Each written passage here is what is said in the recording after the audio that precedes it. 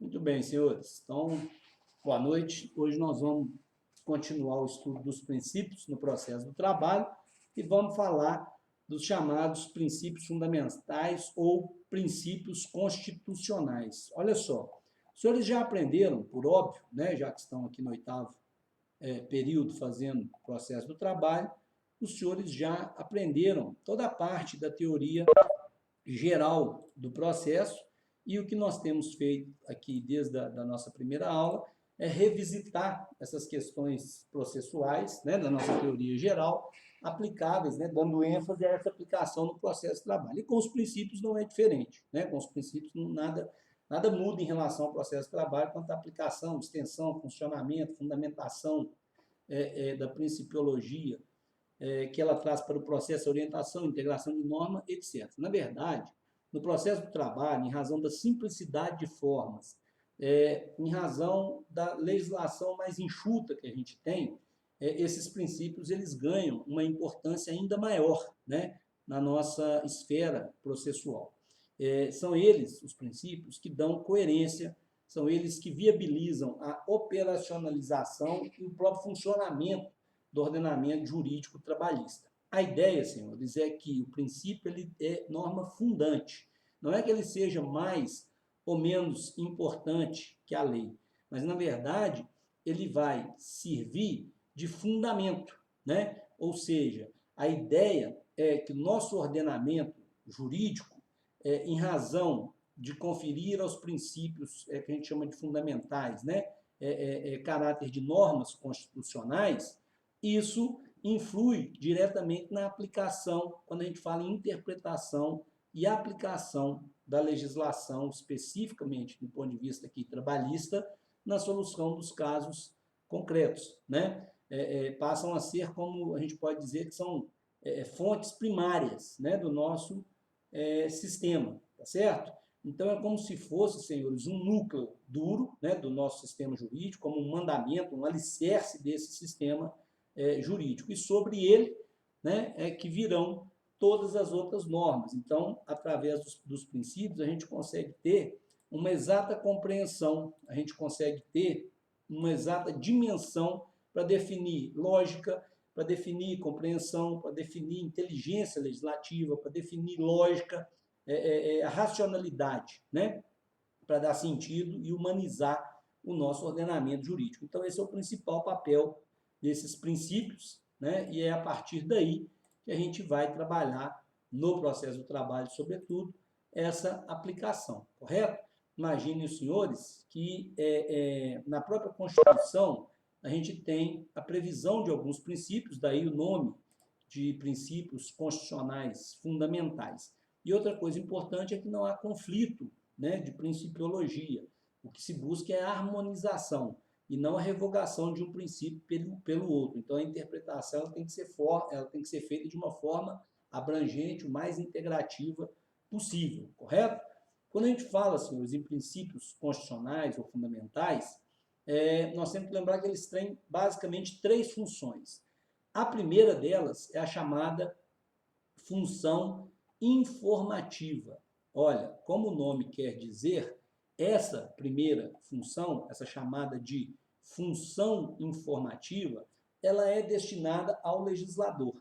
E o que ela quer é literalmente informar a quem faz as leis, né, quais são os valores, quais são aqueles alicerces, como a gente usou essa expressão aqui, né, que existe no nosso ordenamento jurídico e que devem ser preservados e observados na hora de se elaborar a lei, ou seja, a atividade legislativa ela deve estar em sintonia com esses valores que são valores políticos, que são valores sociais, valores éticos, né, valores econômicos, que, vamos dizer assim, orientam, né, e que devem irradiar em todo o ordenamento jurídico. Então, quem tem essa função são os princípios, né?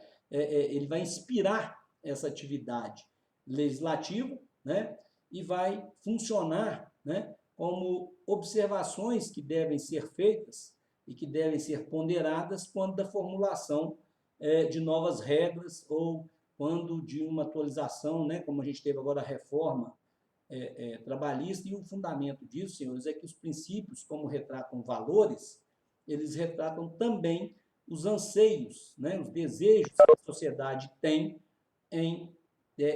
quanto a determinados valores e quanto a determinadas posições do ponto de vista legal, do ponto de vista jurídico, aquilo que a lei deve refletir como costume, como uso, como desejo, como valor social. A segunda função, como eu falei, são três, né? CRIPS são três. Então, a primeira é essa informativa, a segunda ela é a chamada função interpretativa. Olha só, como o nome já indica, ligado diretamente à questão de interpretação do direito. Aqui, essa função, ela é destinada, ela é voltada para o aplicador do direito, né? Para aquele que opera o direito.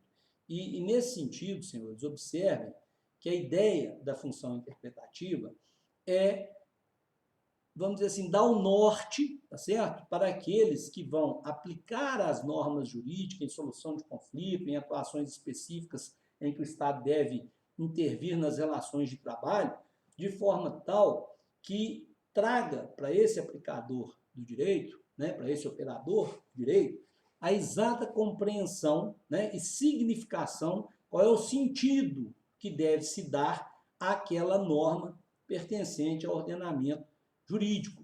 Como é que, na prática, eu devo aplicar o direito, né, sempre em sintonia com essa principiologia e buscando, a partir daí, né, pelos vários inúmeros métodos de interpretação que a hermenêutica jurídica, os senhores também já aprenderam isso desde o primeiro período, nos propicia, tá certo? De forma tal que a gente consiga, né, pegar aquela solução, pegar aquele caso específico e decidir de uma forma justa, ou seja, sem fugir daquele significado, daquele sentido que a norma busca em determinada regulação, em determinada previsão. Vocês já devem ter ouvido falar em alguns casos, né, sobre interpretação, sobretudo, né, principalmente quando a gente fala em interpretação, sobre a questão da vontade do legislador, né? Então, compreender essa significação, compreender esse sentido de alcance da norma é uma das funções, né, a segunda função, a função interpretativa que os princípios têm. Por isso que a gente fala que a ideia é que os princípios, senhores, eles não são contraditórios, é o contrário. Na verdade, a ideia de que esses princípios trazem coerência ao nosso ordenamento jurídico, e é aqui que essa coerência se revela, nessa interpretação, ok? A terceira função, senhores, é a função normativa, vem de norma, normatizar. Então, observa, também é destinada a quem aplica o direito, ao operador do direito. E a ideia dessa função normativa é que, no caso concreto, né, o princípio pode ser a própria solução desse caso, a aplicação do princípio para solucionar o caso de forma direta, tá certo? Mesmo quando a gente faz a integração de um sistema jurídico, o princípio é fundamental, porque ele pode, por exemplo, suprir, né, a lacuna da lei. Se eu tenho determinada questão, né, por exemplo, trabalhista, imaginem os senhores, no processo civil existe a figura da repetição de indébito, que é regulada pelo Código Civil. O artigo 940 do Código Civil regula o que a gente chama de repetição de indébito, que é a cobrança indevida ou a cobrança para mais do que é devido, sem ressalvar o que a pessoa já recebeu ou cobrar para além do que a pessoa deve, etc. Essa figura, quando ela se verifica num processo, ela gera a quem é cobrado a mais, aquele que de quem está se exigindo a mais, ela gera o direito, né, de um retorno financeiro que a gente chama de repetição de indébito, né? Está lá no 940 do Código Civil. Já no processo do trabalho, por exemplo, esse instituto não se aplica. Há uma lacuna legislativa, nada é dito sobre a aplicação da repetição de indébito. Se o empregado entra na justiça, cobra um valor a que ele não tem direito, o pedido dele vai ser improcedente, mas ele não é punido a devolver aquele mesmo valor que ele cobra indevidamente para o empregador e nem o dobro desse valor, né? Como acontece lá no processo civil, através da repetição de indébito prevista no artigo 940. E por que isso não acontece? E por que a gente não aplica supletivamente a lei comum, se é o que fala, inclusive a própria CLT, né? na lacuna trabalhista, tanto do direito material quanto do direito processual, eu tenho que aplicar a norma subsidiariamente da lei comum, da legislação comum, ou seja, direito civil, processo civil. E por que que não vai existir? Porque essa função normativa que os princípios têm impedem, por incompatibilidade, já que o empregado é hipossuficiente, já que tem o princípio da proteção, já que nós vamos estudar aqui hoje o princípio da finalidade social do processo de trabalho, eu não tenho aplicação do 940, ou seja, não é possível a repetição de indébito, né? Então, observem que esses princípios, quando a gente faz a integração do sistema jurídico, mesmo quando há a figura da hipótese, né, de lacuna da lei, ok? Os princípios podem ser aplicados como forma, inclusive, direta de solução do caso concreto, né? Eu posso, por exemplo, aplicar um princípio, aspas, né, sobre uma norma. Por quê? Porque a nossa principiologia e a nossa fundamentação, principalmente ligada a esses princípios fundamentais, constitucionais, etc., eles nos permite, nessa interpretação de integração, né, eles nos permitem, e está lá no artigo 7º, né, no caput da Constituição Federal, eles nos permitem suprir essa lacuna da lei, nos permite aplicar o princípio sobre a própria norma, porque ela tem caráter fundante, porque o princípio tem caráter fundante. Um exemplo disso, para ficar claro para os senhores, seria o seguinte, olha só, o sujeito tem lá, né, a convenção coletiva dele, que prevê um adicional de hora extra de 70%. Quando ele faz hora extra, ele tem que receber 70%, é o que está na convenção coletiva. Ele entra com uma reclamação trabalhista, né?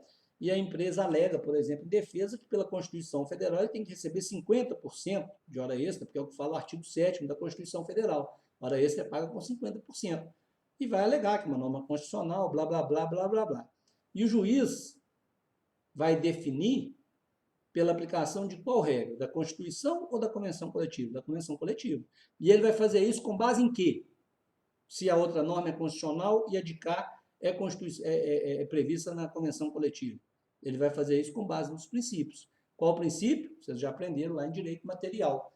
Princípio da norma mais favorável. Né? Se eu tenho... Favorável. Oi? Se eu tenho duas regras, uma constitucional, hora extra tem que ser no mínimo 50%. E a outra é convenção coletiva, hora extra de 70% para aquela categoria. Graças ao princípio da norma mais favorável, eu vou aplicar aquela norma convencional que prevê adicional de 70%. Então, observe, os senhores, que quando a gente fala que o princípio tem função normativa, é nesse sentido, né? E isso aí, senhores, é pura coerência do ordenamento, ao contrário, né, daqueles que defendam que há uma incoerência. Não há nenhuma, tá certo? Pelo contrário, os princípios é que resolvem essas questões e resolvem de uma parte muito fácil, de uma forma muito fácil. A Natália está perguntando aqui o seguinte: professor, por favor, eu me perdi nessa parte da não aplicação do artigo do Código Civil. Olha só, Natália, eu falava aqui que o Código Civil ele tem um artigo que é o artigo 940, ok? O artigo 940, ele prevê a repetição de indébito. Quem cobra valor indevido, sem ressalvar o que já recebeu, ou cobra, por exemplo, valor além do que é devido de alguém na justiça, no processo civil, no Código, pela disposição desse artigo 940 do Código Civil, ela responde por uma figura chamada repetição de indébito. Então, se eu alego que você me deve 20 mil, quando na verdade você me deve 10 mil, ou até você nem me deve os 20, você já me pagou, eu ainda assim cobro, corre-se o risco, se você fizer o pedido de repetição de indébito, eu ter que te pagar os 10 mil ou os 20 mil, e até em algumas situações o dobro disso se provar minha má-fé. Sabendo que você já tinha pago, eu estou te cobrando. Só que se isso acontecer no processo de trabalho, por exemplo, se o empregado entrar na justiça e cobrar um salário que ele já recebeu, e a empresa chega lá e provar com contra-cheque, assinado, depósito em conta, que aquele valor que ele está cobrando já foi pago a ele, ele até pode ser condenado a pagar umas custas, pode ter honorário de sucumbência, porque a reforma trabalhista agora permite. Mas ele nunca será condenado à repetição de indébito. Ele não vai ter que devolver o valor que ele cobra a mais para a empresa, pagar o mesmo valor que ele cobra para a empresa, nem vai ter a punição de cobrar o dobro do valor indevido. né, de ter que devolver o dobro do valor indevido, ou pagar para a empresa o dobro do valor indevido. No processo de trabalho, isso não vai acontecer. E não vai acontecer por quê? Se a legislação processual civil, o Código Civil, se aplica subsidiariamente ao processo de trabalho. Não vai acontecer porque o princípio não permite, já que pelo princípio da proteção, o empregado é a parte hipossuficiente. Então, não se pode exigir dele esse tipo de punição, porque ele é a parte fraca. Já há um desequilíbrio, etc., entre a relação empregatícia empregado-empregador. Então, eu estou querendo dizer o seguinte, que nem tudo, nem sempre, né, nem toda lacuna legislativa trabalhista vai ter aplicação do processo civil ou do Código Civil, não. Naquilo que foi incompatível, por exemplo, com o princípio da proteção, empregado, parte fraca, eu não vou conseguir ter essa aplicação subsidiária. Exemplo, artigo 940, repetição de indébito. Eu não consigo condenar um empregado porque está cobrando um valor indevido. O máximo que talvez eu consiga, depois da reforma trabalhista, é pagamento de custo. É honorário de sucumbência, mas repetição de indébito, pagar a parte aquilo que ele cobra indevidamente, você não vai conseguir nunca, porque a principiologia não permite. Ficou claro aí, Natália? Entendeu? Manda aqui para mim, por favor. Até aqui, senhores, caminhamos bem? Se caminhamos bem, faz um joinha para mim. Se alguém tiver alguma pergunta, pode encaminhar, né? Já vou até registrar aqui. A Natália falou que beleza. Que eu não estou vendo a Elizabeth, mas eu estou vendo a Ana Cristina, estou vendo a Ana Paula, estou vendo o Jamil, estou vendo meu amigo Zé Carlos, estou vendo aqui o Marcos de Carvalho, Natália, estou vendo a Rosa Dark, é isso? Estou vendo a Tatiana, estou vendo a Verônica e não estou vendo mais ninguém, né? Porque ninguém mais quer aparecer para a gente, só vocês, tá bom? É uma pena, viu, pessoal, que vocês não queiram aparecer e contemplar aqui, ó, né? Olho no olho. Professor, eu não arrumei o cabelo. Quê? Eu não arrumei o cabelo. Quem é? Ellen? Da ponto extra. Ô, Ellen, nem Ah, eu tô eu. com vergonha. Deixa eu te falar.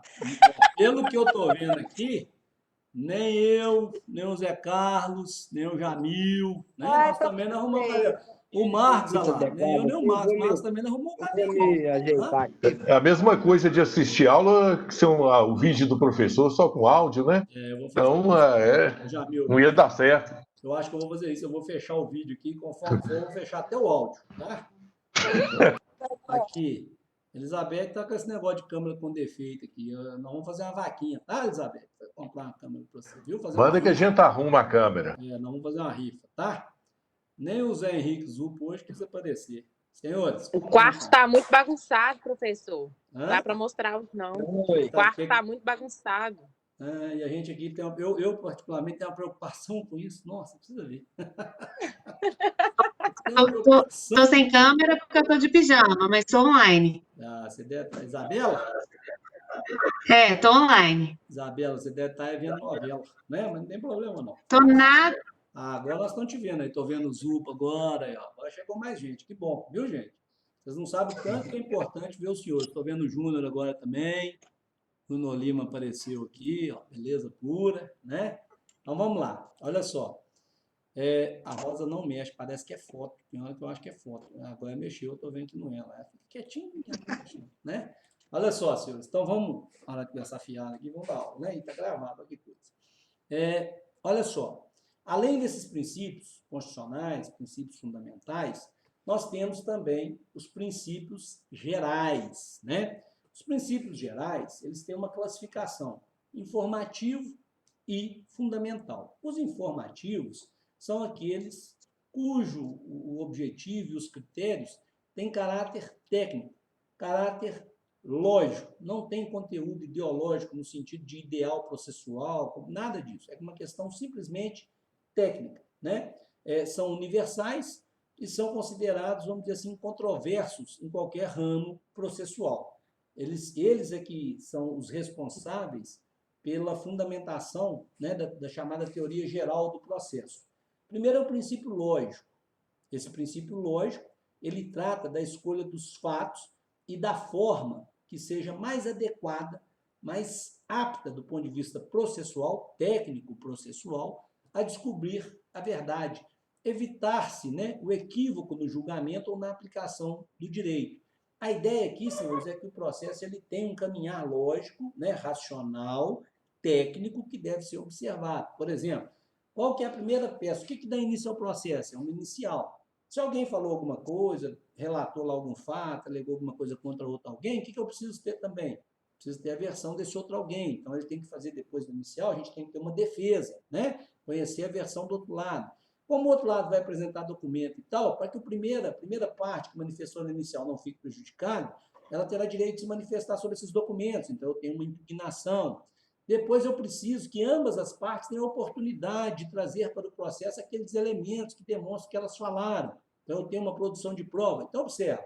Vejam os senhores que há uma fundamentação técnica, criteriosa, né, de prática processual, de atos processuais sucessivos, que permitem um desenvolvimento processual adequado a preparar o processo e reunir os elementos para que a tutela jurisdicional possa ser proferida com alguma segurança jurídica, né? A ideia de que a decisão é justa não porque A ou B ganhou o processo, mas ela é justa porque foi observado todos os passos, todos os atos, toda a técnica processual, a sequência dessa técnica processual, né? A operacionalização, vamos chamar assim, né? Desses atos e da forma do caminhar do processo, ok? O outro princípio é o chamado princípio jurídico. Olha só, a ideia, senhores, de que na demanda judicial, num processo judicial, né? E numa decisão justa, tá certo? Todas as regras, elas são pré-estabelecidas. E são regras claras. São regras que existem antes mesmo do processo. E que essas regras têm que ser seguidas com o mesmo critério, com a mesma medida, tanto para a parte autora quanto para a parte ré, né? Então, observem, os senhores aqui, que o objetivo, né, quando a gente fala de princípio jurídico, o objetivo é propiciar a quem litiga, aos litigantes, ao jurisdicionado, uma igualdade de tratamento durante o curso do processo. Porque se eu tive a mesma oportunidade de fazer prova, aí o autor que o réu teve, se eu tive a mesma oportunidade de participar de uma perícia, eu, autor que o réu teve, e assim sucessivamente na prática de todos os atos, a decisão que for proferida com base nesse conteúdo produzido será uma decisão justa, na medida em que reflete o conteúdo produzido no processo. E no qual, para a produção, né, obviamente, desse conteúdo, tanto uma parte quanto outra parte, ou todas as partes envolvidas, tiveram a mesma oportunidade processual, né? O outro princípio é o princípio político. Esse aí, senhores, esse princípio político, ele é aquele que vai dizer o seguinte, olha, o processo ele tem que ser uma garantia de prover, de dar efetividade aos direitos do cidadão. Então, tem muito a ver com a garantia social, a segurança jurídica e a ideia de que não se deve sacrificar a liberdade individual de ninguém, do ponto de vista processual, ok? Por quê? Porque a ideia é que o juiz deve sentenciar. E essa obrigação do juiz sentenciar se dá mesmo quando não houver uma legislação específica. Ele vai buscar na analogia, ele vai buscar na integração, ele vai buscar na jurisprudência, ele vai buscar nos usos e costumes, enfim, dentro do ordenamento jurídico, utilizando todas aquelas ferramentas que são próprias da interpretação e da aplicação do direito, que os senhores conhecem bem, o juiz vai encontrar os elementos e a forma própria, né, de se definir a questão de sentenciar. Isso evita sacrifício da liberdade individual. Ninguém vai deixar, por exemplo, de ter um direito avaliado pelo Poder Judiciário porque não existe uma regra específica daquele jeito. Na verdade, o direito sempre vai decidir, vai buscar elementos no próprio conteúdo jurídico, vai buscar analogia, vai buscar equidade, vai buscar usos e costumes, vai buscar jurisprudência, mas vai decidir, correto? Vai trabalhar com os princípios, mas vai decidir. Quando a gente fala de princípio político, o que a gente está justificando é a completude, no sentido do ordenamento jurídico ser completo e suficiente por si mesmo. E o último princípio dessa divisão é o princípio econômico. A ideia de que o processo, se é que a gente pode falar isso, mas só para vocês terem uma ideia, a ideia de que o processo é como se fosse, né, e é um serviço público, porque é a justiça, mas a ideia é de que tanto o hipossuficiente quanto aquele com pouco recurso financeiro, chamado pobre no sentido legal, e o jurisdicionado de um modo geral, deve ter acesso a uma lide que seja o menos dispendiosa possível, o menos demorada possível, tá certo? E que o Poder Judiciário aparelhe essas lides através da figura da assistência judiciária e da justiça gratuita. E aqui, o 8º período sabe muito bem que justiça gratuita é diferente de assistência judiciária. O 8º período sabe, o 7º também, né, que nós temos aluno do 7º aqui, os senhores sabem que assistência judiciária é aquela, por exemplo, prestada pela Defensoria Pública, né, quando há um trabalho de assessoria jurídica para um advogado que não cobra, tem munus público. Por exemplo, no caso do processo de trabalho, quando a pessoa é assistida pelo departamento jurídico do sindicato, haverá honorários sindicais, mas o advogado do sindicato não deve cobrar, não pode cobrar do reclamante. Quando a pessoa vai lá numa ação de direito de família e aciona, por exemplo, um advogado da Defensoria Pública, ou, por exemplo, quando o sujeito vai lá e procura o núcleo de prática jurídica da faculdade, né? É prestado um serviço de assistência jurídica sem cobrança. Justiça gratuita é a isenção, não pagamento de custa, de despesa processual, de honorário pericial, de um eventual honorário de sucumbência. Então, na verdade, nós sabemos já essa diferença, né? Esse princípio econômico, ele tenta tratar isso, a ideia de que o processo deve ser com o menor custo, o menor tempo, além de viabilizar acesso daqueles que não têm condição econômica de litigar, ok? Esse é o princípio econômico. E a partir disso aí, senhores, desenvolvem-se os chamados princípios fundamentais. E esses princípios fundamentais, que é aqueles que a gente falava aqui, que são os princípios constitucionais, eles tratam toda a teoria geral do processo, ou seja, eles são comuns, né? Eles têm esses aspectos todos que a gente disse, essa função toda que a gente disse aqui, mas eles, efetivamente, eles são fundamentais a todos os processos, ou seja, o sistema jurídico faz a opção de aplicação considerando cada situação específica desses princípios que regulam, tá certo? Todo o caminhar processual, ou seja, regula o instrumento processo, regula a atividade do Poder Judiciário e são aplicados em qualquer direito processual, seja ele penal, seja ele civil, seja ele trabalhista. E aí, os senhores já estudaram esses princípios, nós vamos só dar uma relembrada, né? Porque já é matéria da teoria geral do direito, é matéria de processo civil de conhecimento, então nós vamos só lembrá-los aqui. O primeiro é o princípio da igualdade, também chamado de princípio da isonomia, né? Igualdade ou isonomia, mesma coisa. Esse princípio aí é aquele lá do artigo 5º, todos são iguais perante a lei. Aqui, senhores, a ideia é de que a norma, princípio, né, constitucional, fundamental, tem base na ideia da dignidade da pessoa humana. E no caso do processo de trabalho, mais do que isso, do valor social do trabalho, da livre iniciativa, né? Vejam, senhores, aqueles princípios, aqueles fundamentos, né, objetivos fundamentais da República, que estão lá no artigo 1º, artigo 3º, erradicação da pobreza, erradicação da marginalização, redução das desigualdades sociais e regionais, tudo aquilo lá se reflete aqui. A ideia é tratamento paritário, né? Quando a gente fala em igualdade, quando a gente fala em isonomia, do ponto de vista processual, é a necessidade de que, no processo do trabalho, a desigualdade existente entre as partes deve ser equilibrada, né? As partes que figuram no processo, elas têm uma desigualdade econômica, uma desigualdade social própria da relação trabalhista.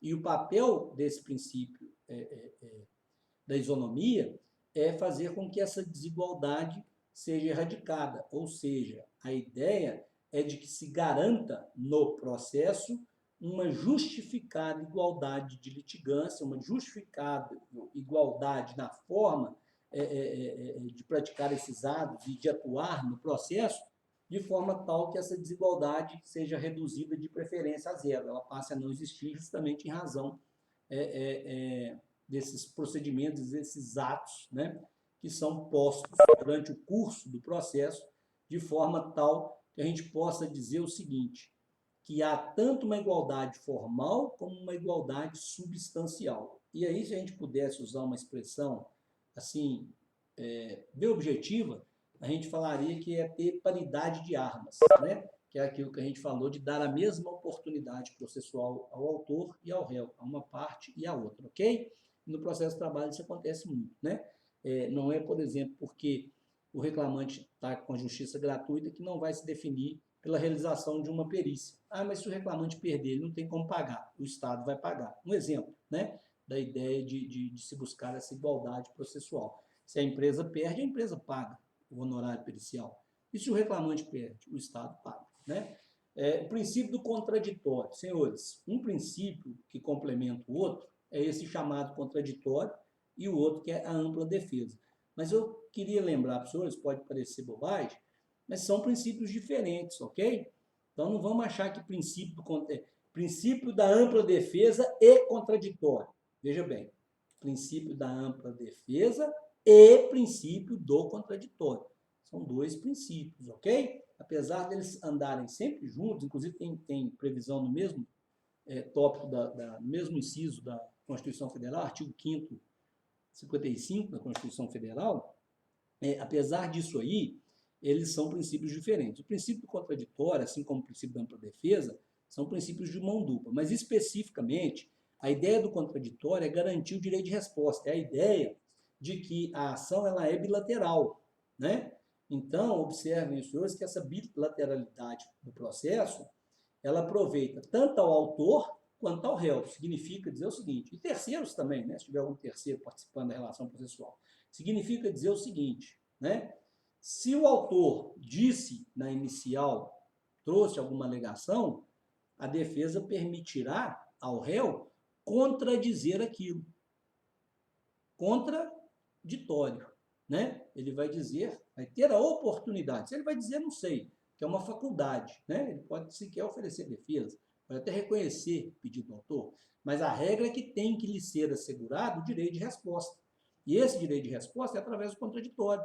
Ele pode se opor, ele pode resistir, né? Ele pode responder àquela argumentação. Da mesma forma, já que é bilateral, já que é de mão dupla, se o réu, na sua contestação, alegar coisas em sentido contrário àquela da inicial, também tem que ser permitido ao autor manifestar, contradizer essas alegações da contestação. Isso vai acontecer quando?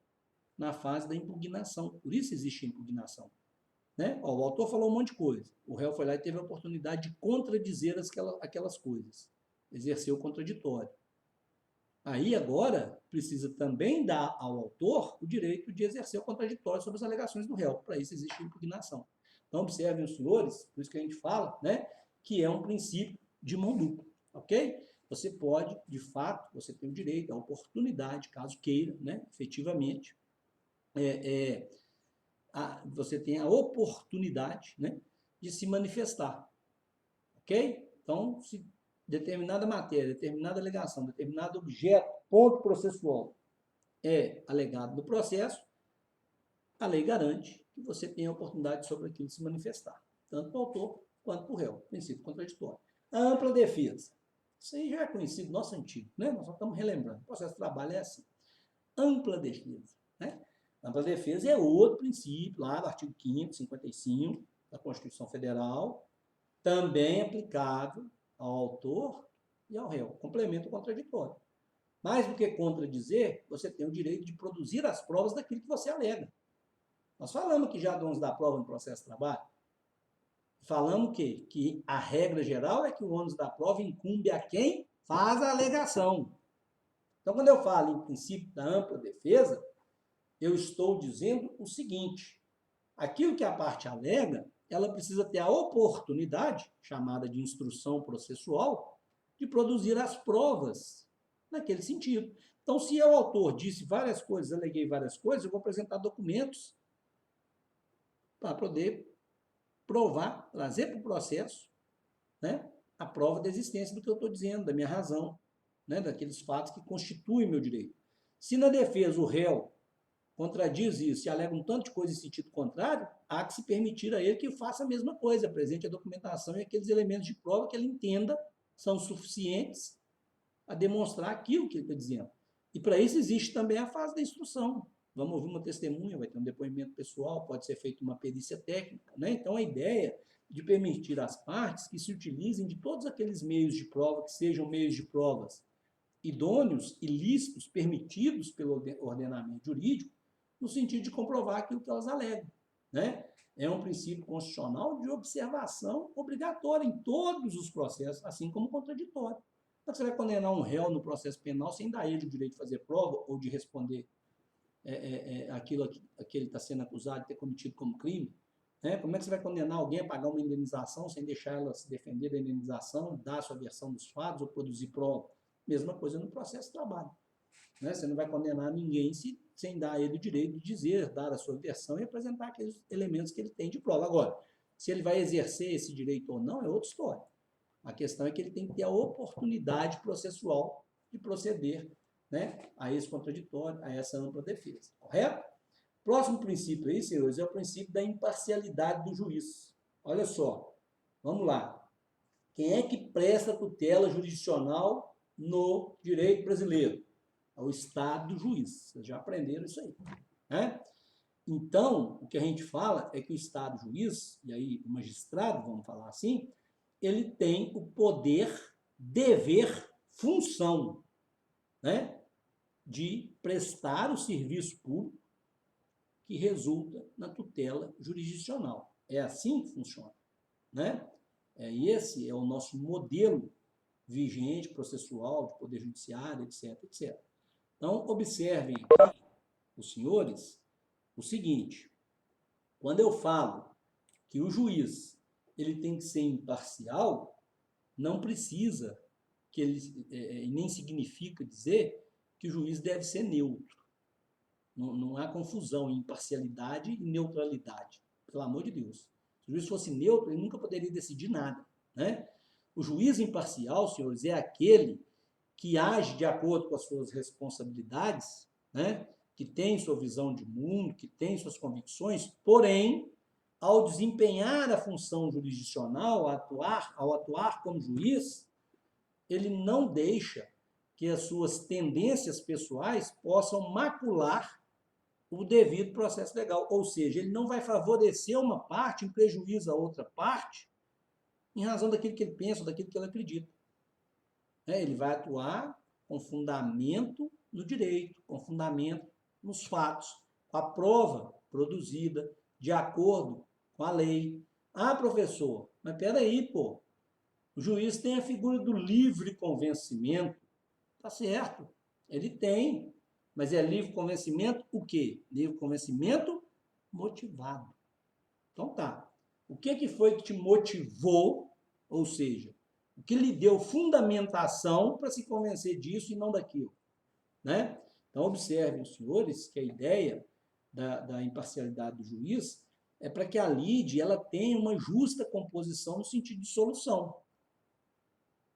Só posso solucionar o conflito existente entre as partes através de uma justa composição se eu tiver um processo regular e se o juiz, né, agir com imparcialidade. Por quê? Porque agiu com base nos elementos do processo, decidiu com base nos fatos alegados, na prova produzida e na legislação, no direito aplicável àquela espécie, ou àquele caso, ou àquele tipo de relação jurídica, ok? Então é nesse sentido que a gente fala da imparcialidade do juiz. E aí, os senhores lembram, né, quando os senhores estudaram isso lá em teoria geral, e também no direito constitucional, os senhores aprenderam para que o juiz seja imparcial, que ele possa, de fato, atuar com a independência necessária. A Constituição Federal, no artigo 95, garante a ele várias garantias, né,